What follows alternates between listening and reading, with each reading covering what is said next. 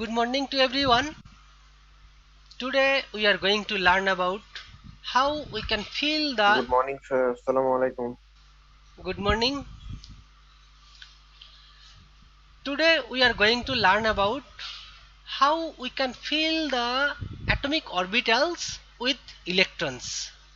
In last class we have started but we could not complete the topics. So today we are going to complete the electronic configuration or how we can fill the orbitals in atom by electrons. So to learn this we will learn several principles including Aufbau principle, Pauli exclusion principle, Hund's rule, and we will see some examples. So what is Aufbau principle, Pauli exclusion principle and Hund's rule? That will be useful to learn how we can fill the electrons, how we can fill the atomic orbitals with electrons. Let's start with how we can fill. That means we start from the Aufbau principle. The electrons will occupy the orbitals having lower energies. That means we have several orbitals in an atom, including several orbitals named 1s, 2s, 2p, 3s, 3p. So we have several orbitals. Now we will learn how we can fill. There is one principle named Aufbau principle. The German word Aufbin, which means build up.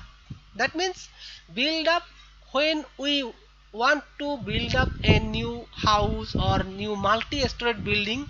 In that case, we start from the basement. Then we go first floor, second floor, third floor like this way. Similarly, for any atom we have several electrons and also we have several orbitals. So we will fill the orbitals having minimum energy first. So when we fill up the one orbital with electron, then we will move to the other orbital with higher energy. So first we will fill the orbitals having lower energy. Now the question is how we can estimate or how can determine the energy of an orbital or of an electron in an orbital. In that case we have to use certain rules. The main rule is the sum of principal and azimuthal quantum numbers. To determine or to define any electron, you always need to use several quantum numbers, but to estimate the energy we always need to use the principal quantum number and azimuthal quantum number. That means sum of principal quantum number and sum of azimuthal quantum number. I am showing here most of the atomic orbitals. Now if we consider for any specific orbital, how we can estimate the energy, that means which orbital is more energized and which orbital is lower energized. Let's see for 2p and 3s or 2s and 2p. Let us consider this pair 2s and 2p.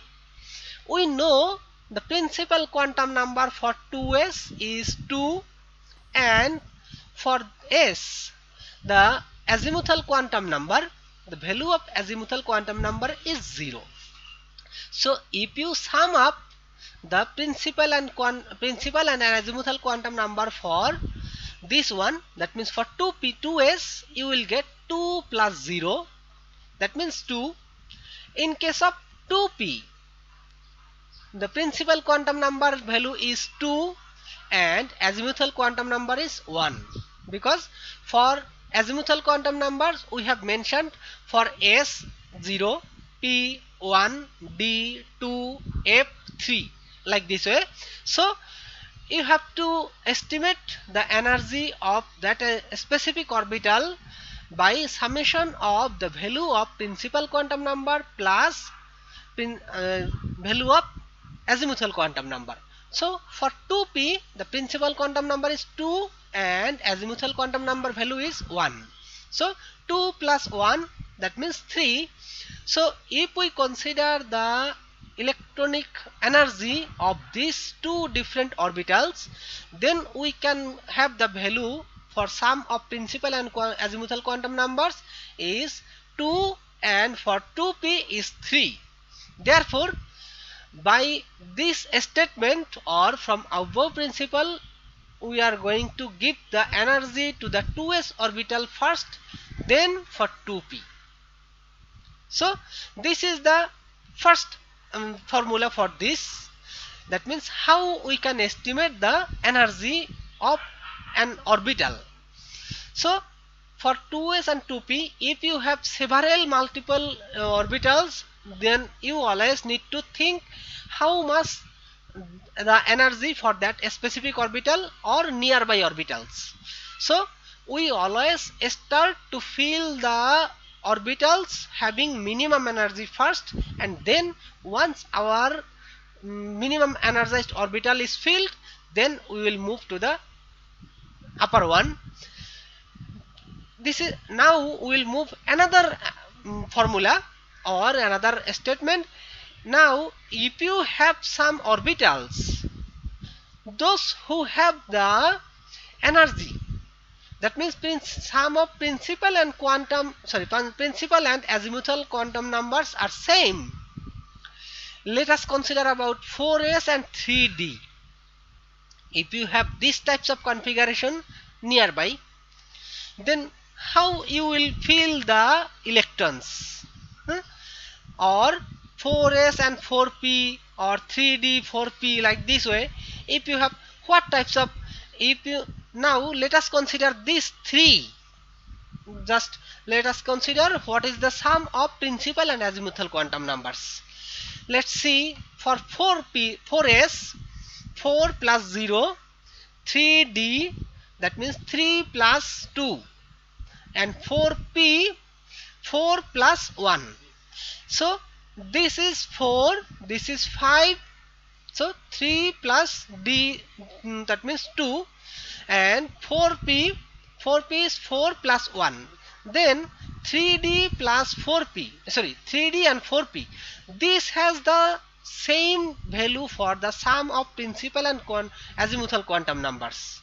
Now 3d and 4p, how we can get the value of the energy, which one is minimum?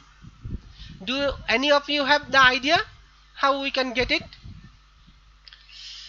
Here I have. Yes, which Yes. is the lower orbit. Okay. I'm Yes. told. Yeah. So the 4s I should make it black. So 3d and 4p. So among them, 3d will be filled first because the sum of principal and azimuthal quantum numbers are same, but the orbit in the third shell, the third shell is minimum energized compared to fourth shell. Therefore the 3d orbital will be filled first. So if you have two orbitals having the energetically, that means the sum of principal and azimuthal quantum numbers value is same, in that case you have to fill the electrons having the first shell or principal quantum number value lower, then that will be lower energized and you will fill that orbital first. Okay, now sometime little bit difficult to remember all the orbitals sequence. So to get introduced or to get you easily remember, this is one sequence and easy to understand, or you can remember easily. How? First write down all the orbitals in each shells. In the first shell we have only one orbital. In the second shell 2, 2s, 2p, 3s, 3p, 3d. In the third shell, fourth shell 4s, 4p, 4d, 4f, like this way. So for all the subshells you are writing in each shell, but here we have many subshells, but we are not considering, because in the case of n equal 8 or n equal 7, mm, still we do not have that much electrons in our periodic table. How many atoms we have already discovered, so we do not need that much electrons, so we are not considering this portion. So just we are going to up to 5f and then like this way. So how the sequence comes, just use the arrow, start from the minimum energy, that means first 1s, start from the first 1s and then go back to the and go back like this way. Just follow this arrow like this way, then you can easily, so just by cross, always use the cross lines like this way, and then just if you see this sequence 1s 2s 2p 3s then 3p 4s, just we will see exactly 1s 2s 2p 3s 3p 4s like this way. Even 3d 4p, that also comes like in the same way, 3d and 4p. Here 3d 4p you can see.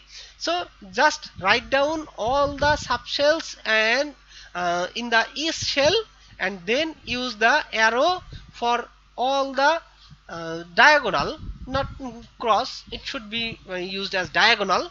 So diagonalize and then come back through the middle of the two different shells, subshells like this way. Just come back the arrow and you will get the sequence easily. Now we would like to see some electronic configuration of copper 1 plus and copper 2 plus.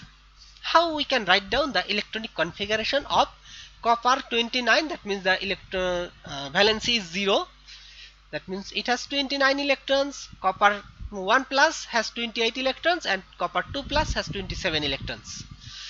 So if we use the general sequence, that means above principle what I have shown here, if we use this rule, then how we should get, that should be like this way.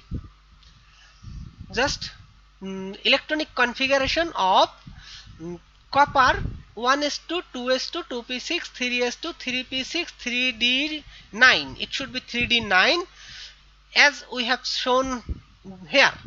So 3d9 and 4s2, because 4s2 comes first. Let's see, we have shown here this 4s2 is coming first, but we are writing the here the 4s is after that 3d.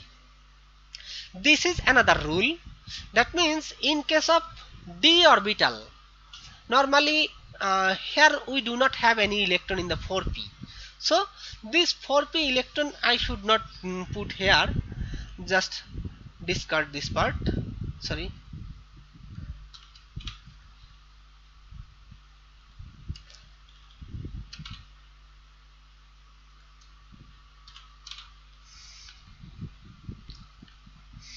Okay, now here you can see that as usual by above principle we should fill the electrons in the 4s first. That means energetically, if you consider that energetically the sum of principal and azimuthal quantum number for 4s is 4 plus 0 equal 4, and for this one 3d 3 plus 2, that means 5. So energetically this orbital has more energy compared to 4s. Here you can see the 4s energy, this is the y-axis is energy and this is x-axis the orbital. So this is 4s has lower energy compared to 3d. So in case of copper 29 we should fill the electron in the 4s2 first, and then we write down the 3d9 because we have 29 electrons. This is up to 3p6 is 18, and then you should fill 2 electrons in the 4s2, and then we have another 9 electrons, that would be 3d9. But one thing, why we are putting this 3d10? Before that I would say why you are putting this 4s1 after compare before the 3d, sorry, after 3d10. Energetically, from this rule we have shown that the 4s has lower energy and 3d has higher energy. Here you can see 4s and 3d, so 3d should go here and 4s should be here. But this is for the d orbital elements. If any d orbital is half filled or full filled, whatever, then d orbital in the outside, if we put the d orbital outside, the stability of the d orbital is less, so we put just like a cap. This is 4s, the 4s orbital is using like as a cap, so that the 3d orbital can be stabilized. So for any element having the d block element, we may have d orbital. However, if we have nearby s orbital or p orbital, in that case we will put that s orbital or p orbital later, and the d orbital is put inside. Now, as already I have mentioned, for copper the electronic configuration would be 4s2 and 3d9. That is another problem. We have put here 3d10 and 4s1. How it is possible? This is another rule you need to remember, that if any orbital, if any d orbital specifically more, or sometimes p orbital also, if d orbital and p orbital or f orbital, they are half filled, if they are half filled or full filled, then it becomes more stable.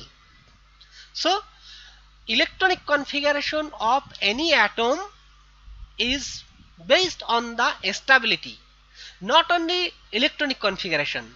For any molecule, I will try to show some of the molecules using, I have some program, so we can calculate the molecular structure and we can find out the minimum energy for that molecule. And I am planning to set up one practical class for that, because I have seen many of the practical classes you do not need at all, or already you have learned in the intermediate level. So if I can show you something interesting or that can be helpful for your simulation or computation, that can be. So I am going to show you in one of the practical classes that how we can calculate the molecule and how we can find out the minimum energy. So for any molecule or any atom or electron, always try to be in minimum energized. That means if you put some water, so where the water goes, it will always move towards the lower level. Similarly, if we want to sleep, we cannot sleep by standing, because our body need to be in flattened surface so that the energy is minimized. For everything in the universe, everything try to be in its minimum energy state. So for this electron, if we put one electron in the d10 instead of d9 and 4s2, then this orbital 3d10, this orbital becomes fulfilled and energetically it becomes more stable. Here you can see that if we put one electron here in the 4s1, that means instead of 4s2, if we put one electron in the 4s1 and the rest of the electron put into the 3d, so previously it was 3d9, here was empty. So if we put one electron in the 3d9, then it becomes 3d10 and it becomes fulfilled, because we know the d orbital can have maximum 10 electrons. So it becomes fulfilled and it becomes more stable. Even in case of chromium, in that case it can have 5 unpaired electrons. So in that case, one 4s electron moves to the chromium. That means in that case we have 5 unpaired electrons, because the atomic number of chromium is 24. So in that case 4s2, and here we can have 3d5. That means the 3d5, or that means the 3d orbitals become half filled. So as we have mentioned in that case, that the half filled and full filled orbital is more stable. Therefore we will put one electron from the nearby orbital to make it full filled or half filled. Okay, now if we consider in case of copper 1 plus, that means it has one electron less compared to copper 29. In that case, how we will write down, or how the electron is donated? Here you consider we have out in the 4s we have only one electron. So if we remove one electron from this orbital, then it becomes empty, and 3d10 it was like this way, and it will be actually in the beginning we should have 4s2 and 3d9. In that case we should write down 3d9 and 4s1 for this one. But again same thing, if we consider, for if we put one electron from the 4s1 to 3d9 for this one, in that case this 3d orbital can be fulfilled. So this copper 1 plus ion becomes more stable compared to 3d9 and 4s1. Similar way, Sir, yes, in this situation, do we need to show the 4s orbital? uh, Vanish. not necessary, but if you show, that is also fine, because Okay. already if you remove one electron, then this orbital is no more, Yeah, so you don't need to show. yeah. Okay, Yes, sir. okay, in that case if we consider for copper 2 plus, just we have to remove 2 electrons. So this is our initial configuration. So to remove 2 electrons, you must need to remove one electron from here and one electron from here. Or if we consider 3d9 and 4s2, in that case just remove 2 electron from this 4s and there will be 3d9. So just if you discard this part, copper 2 plus, that will be given the configuration as 3d9 and 4s0. That means this shell is no more. So write down 1s2, 2s2, 2p6, 3s2, 3p6 and 3d9. That will be the electronic configuration of copper 2 plus. And now you are familiar with the configuration of copper 0, copper 2 plus 1 plus 2, like this way. Now we will go for the Pauli's exclusion principle.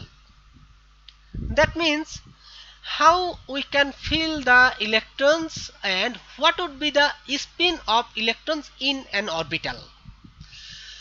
Pauli exclusion principle describes that the maximum of 2 electrons is having opposite spins. The Pauli exclusion principle states that maximum of 2 electrons is having opposite spins can fit in an orbital.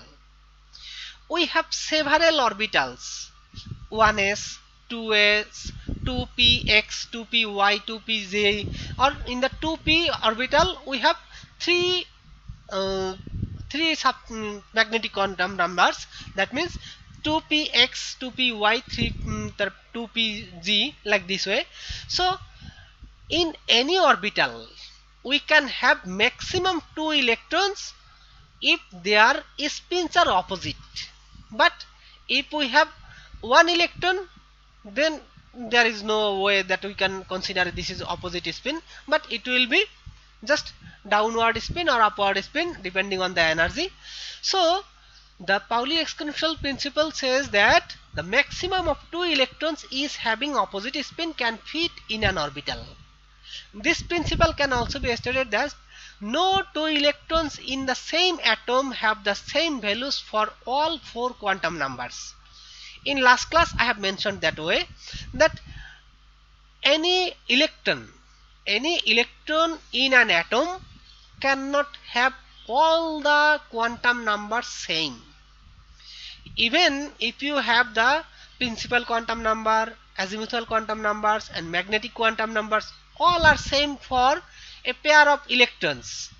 In that case, the fourth parameter, that means the spin quantum number for that pair of electrons will be opposite, because Pauli's exclusion principle describes that no two electrons can have the same quantum number, or the in single orbital maximum two electrons can have, but they will have opposite spins. So let us we have mentioned that in one orbital the three quantum numbers, principal, azimuthal and magnetic, all the quantum numbers can be same, but when we put one pair of electron in one orbital, in that case we will write down like this way.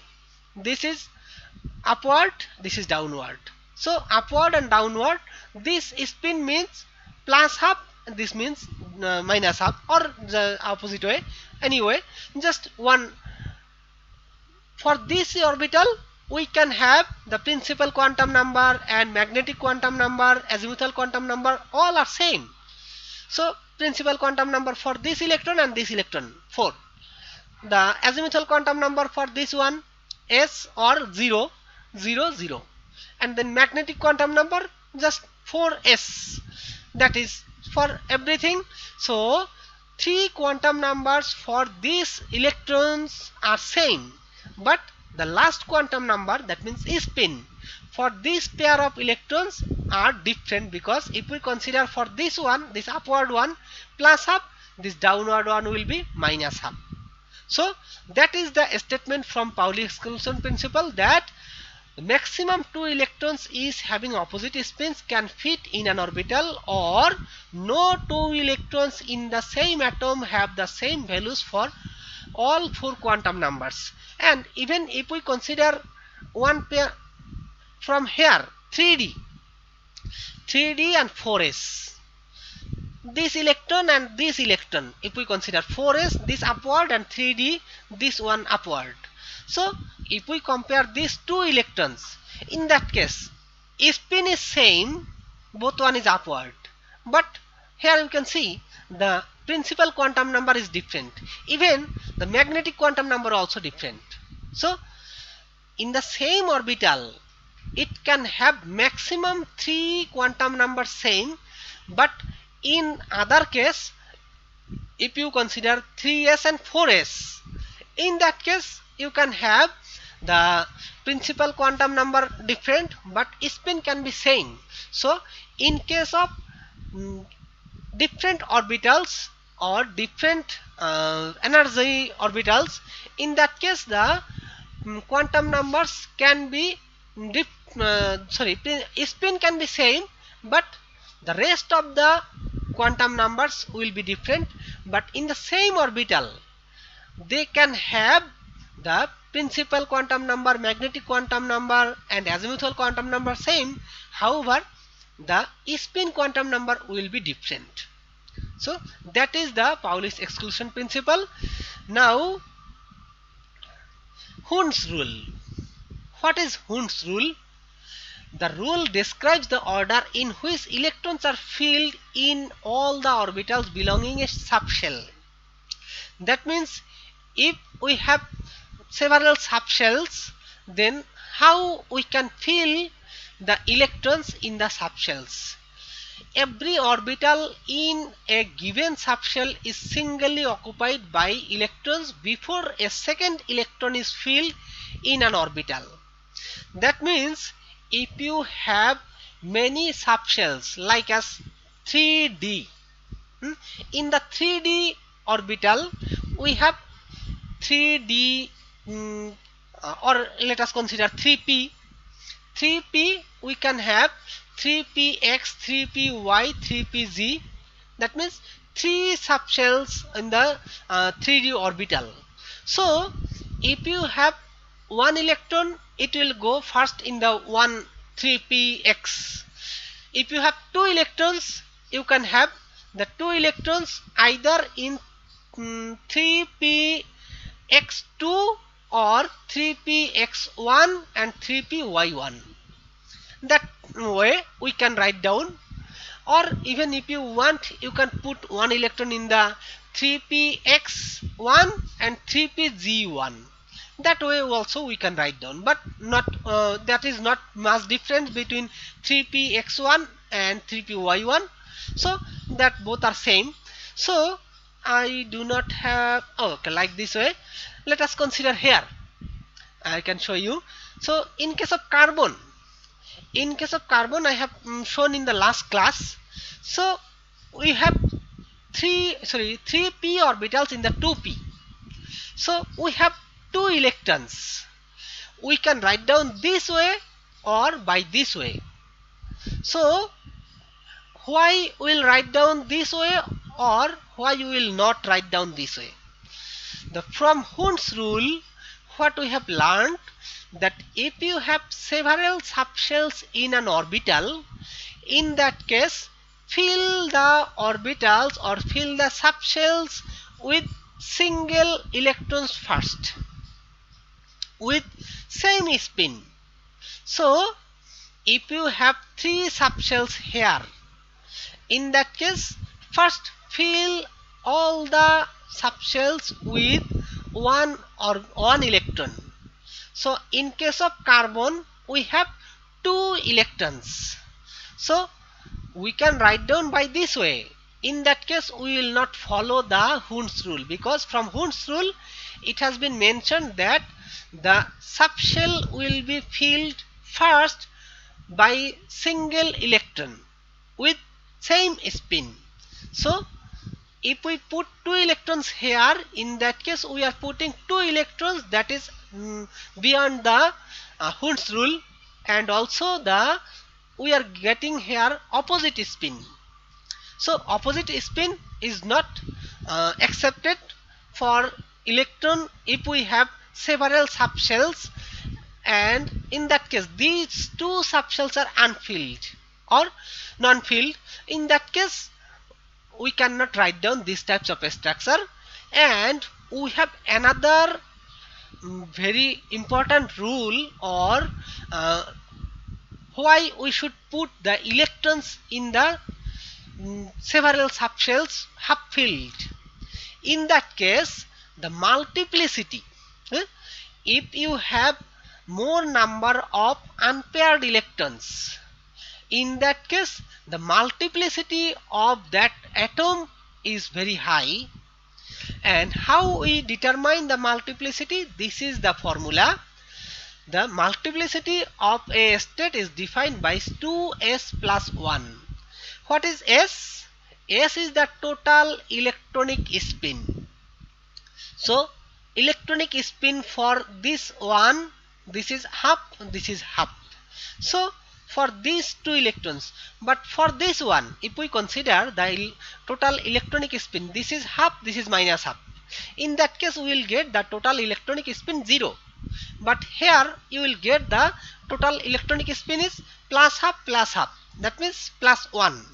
In that case, so the multiplicity, if we calculate the multiplicity of for this state, it will be 2 into 2 total electronic S or total electronic spin. Since the spin of each electron is plus half, the total spin is 1/2 the number of unpaired electrons. That means how many unpaired electrons you have? We have 2 unpaired electrons here. So the total multiplicity would be 2 into half plus 1. So 2 into half plus 1, that means 1 plus 1 2. Therefore the multiplicity for this state is becoming 2, but in this case we have the multiplicity just 0, because 2 into, we do not have any unpaired electrons, so that is 0. So 2 into 0 plus 1, so the multiplicity for this state is 1. So for any atom, if the multiplicity is higher, then stability is higher. So the electronic configuration should be written in that way, following the Hund's rule. Okay, now we would like to see some examples, just very simple examples. Electron configuration of hydrogen. The atomic number of hydrogen is 1, so we have no other way that we can put the electron in the upper state. We have first orbital or first subshell in the 1s, so we will put 1 electron in the first subshell. That is very simple. We are showing here. This is our hydrogen electronic configuration, and this is our first shell and also first subshell. So we are putting the electron in the first subshell and writing in as 1s1, the 1 electron in the first subshell. First principal quantum number A1, the value of azimuthal quantum number is 0 and which is represented by s, and the total number of electrons is 1. Okay, electron configuration of oxygen atom. The atomic number for oxygen is 8, so we have 8 electrons. Now how we should write down the electronic configuration of oxygen? We have 8 electrons, so first we need to fill the K shell or first shell. In the first shell we have only 1 orbital, 1s. That means we can put 2 electrons in the first shell, that means 1s2, as we have shown in the 1s1 for hydrogen. So we should put 1s2, that means 2 electrons in the first shell, and then we have 6 more electrons. So 6 more electrons can be go in the second shell, and second shell we have 2 orbitals. 2 orbitals, 2s and 2p. So from the above principle we have seen that which orbital will be filled first, either 2s or 2p. We have mentioned that the sum of principal and quantum number for 2s and 2p, that 2s is 2 and for 2p is 2 plus 1 is 3. So energetically the 2s is less energized compared to 2p, so 2s orbital will be filled first. So we are giving 2 electrons in the 2s orbital. Then we have more 4 electrons. Now how we should, in the 2p orbital, as already we have shown for carbon, here we have 4 electrons in the 2p orbital. So how we should put the electrons? Here you can see, should we put like this way or we should put like this way? So I have given a cross here. Just if we put the electrons by this way, in that case the multiplicity becomes minimum and the stability for this configuration is minimum. While if we put the electrons in these 2 orbitals, that means if we had 3 orbitals, in that case we will put all of them in the same orientation or with same spin. But if, as we have 4 electrons, we do not have other way that we can keep all of them are separate. So we have 3 orbitals but we have 4 electrons, so at least we should keep 1 pair. So we have another 2 unpaired electrons, so the multiplicity would be 2 into half. So this is half half, so 2 into half, that means 2 into half means 1 plus 1. So the multiplicity for this configuration is 2, and for this one the multiplicity is 1. So this configuration is not accepted, this is allowed. So we can write down the electronic configuration by 2p4. If you write down 2p4, that is simplest. But if you need to show the spin also, in that case you must need to show by this way, because this spin or orientation is not perfect. So you need to write down by this way, because by following the Hund's rule and Pauli's exclusion principle and Hund's rule, both of them are giving that this electron, here we have two opposite spins, and from Hund's rule we will fill the orbital, all the orbitals with single occupied electron first, and then fill the orbitals with second electrons. Now last one for chlorine. We have atomic number for chlorine is 17. That means we have 17 electrons. Similarly for as oxygen, as we have mentioned that in the first shell we can put 2 electrons, in the second shell we have more 2 orbitals unfilled, partially filled, so we can put 2 more electrons here and here. That will give the electronic configuration of neon. So 1s2, 2s2, 2p6. So this, if we put 2 electrons here and here, then we will get 1s2, 2s2, 2p4, sorry, 2p6. So that configuration comes from the neon. So that is very stable. And then how many electrons we have filled already? 1s2 and 2p6. That means sorry, 2p6 and 2s2. That means total 10 electrons. Now we have more 7 electrons. That means we had total 17 electrons. So that 7 electrons where we should put, we need to go for the third shell. In the third shell we have 3s, 3p and 3d. So 3s, 3p, 3d. First we need to think about who has the minimum energy. 3s, 3p, 3d. If we count the energy by summation, then we will have 3s has minimum energy compared to 3p and 3d. So we will fill the 3s orbital first, and then we should put all other electrons in the 3p. Now you can consider if we put one electron from here to here. Any of you have the question, that one, that as we have mentioned for copper, we put one electron from 4s to 3d, but that is mostly for 3d orbital.